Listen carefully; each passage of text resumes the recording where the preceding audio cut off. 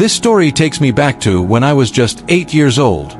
My parents had me later in life, so my 2 older siblings were at least a decade older than me. One night, I was jolted awake by a commotion downstairs. I cracked my bedroom door open and heard my parents in a state of panic. Unsure of what was happening, I crept to the top of the stairs and called out, "Mom?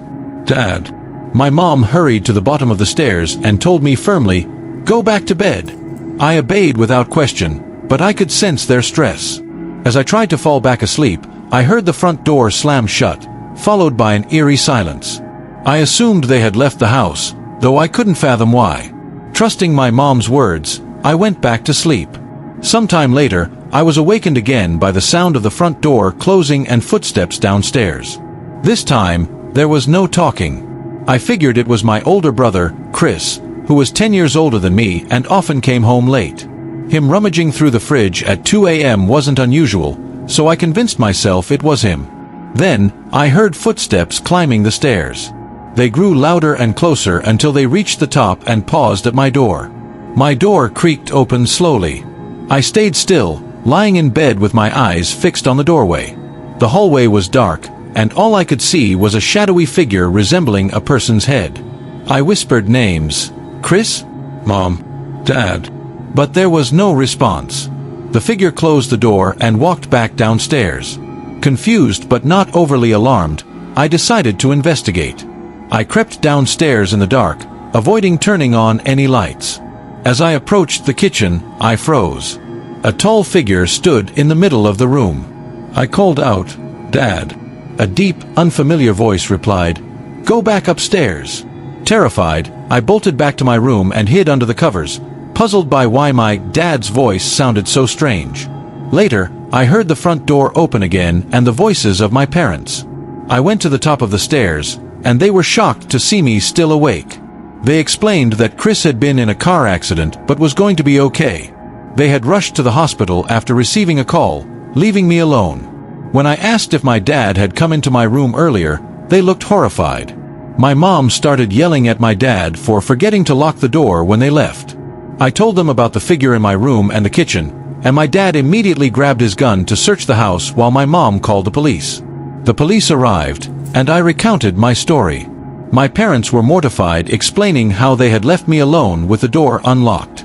Thankfully, nothing was stolen, and the intruder didn't harm me.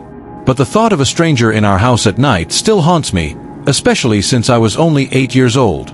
Fast forward to 2013 or 2014. My family had just moved into a new house to be closer to school and save on rent. It was a nice house with a cozy fireplace, and my younger brother, who was 7 or 8 at the time, was obsessed with his Batman toy car. It lit up and made noises, and he played with it constantly. One afternoon, my brother came inside and told us he had found something in the backyard. It was a school photo of a young boy, dirty and worn, with no visible date. We thought it was just a lost picture, but then my brother said, "That's Buddy. He's my friend." I was confused because my brother didn't have many friends, and I had never heard of this Buddy. I shrugged it off, thinking maybe he had met a neighbor kid. A few nights later, I woke up to my brother talking in his room. Annoyed, I went in to tell him to go to bed.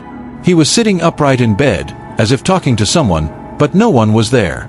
I told him to sleep and went back to bed. A couple of days later, my mom asked if I had noticed my brother acting strangely. I mentioned the talking incident, but we both dismissed it as kid behavior. One night, I woke up to use the bathroom and left the hallway light on because I was afraid of the dark. As I lay in bed, I heard my brother's Batman car making noises. I went to his room to tell him to stop, but he was asleep, and the toy was on the floor, still going off. I turned it off and went back to bed. Over the next few days, my brother wouldn't stop talking about Buddy. It was starting to freak me out, so I checked with the neighbors. One house had no kids, and the other was vacant. My dad suggested it was just an imaginary friend, but I wasn't convinced. Almost every night, one of us would hear the Batman toy going off and have to turn it off. One night, my sister and I were sleeping in my room when we heard the toy again.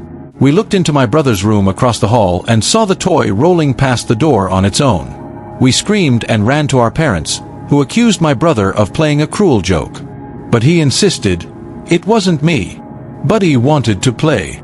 We threw the toy away, but the next day, my brother had it again, claiming Buddy had gotten it for him. We destroyed it and threw it out for good.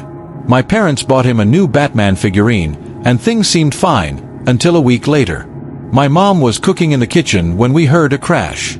The George Foreman grill had been thrown across the room. My mom swore it wasn't near the edge, and my dad had no explanation. We moved out a year later, but to this day, I wonder if Buddy was really just imaginary. When I was 10, we moved to a new town, and I started 5th grade at a new elementary school. Being the new kid was tough, but I eventually made a few friends. One of them was Dan, who lived nearby and went to a private school. Another was Alex, who rang our doorbell one day and invited me over to play video games. Alex's house was run down, with a dirt yard and a cluttered interior. The basement smelled terrible, and it was filled with junk. We played Grand Theft Auto on his PS2, and it was fun at first. But Alex started to make me uncomfortable with how clingy he was. He even followed me halfway home after I said I had to leave. The next day, Alex came over again, but I wasn't in the mood to hang out. I told my mom to say I wasn't feeling well. Later, I went to Dan's house, and he warned me that Alex's family was crazy. I decided to avoid Alex after that. One night, I woke up to my window open and a cold breeze blowing in. I felt something poke my foot and screamed. It was Alex. He said his parents were fighting and he wanted to sleep in my bed. I told him to leave, and he climbed back out the window. I locked the window and told my parents, who confronted Alex's parents the next day. They didn't take it seriously. A few nights later, Alex knocked on my window repeatedly, trying to open it. I ignored him, but it was terrifying. Then, one night, I woke up to the sound of my window shattering. Alex was climbing through the broken window. I screamed and ran to my parents. My dad chased Alex back to his house and confronted his parents, who eventually paid for the window. I never heard from Alex again, but I often wonder what kind of person he grew up to be. Looking back, I think he might have been capable of something dangerous, and I'm just glad I got away unscathed.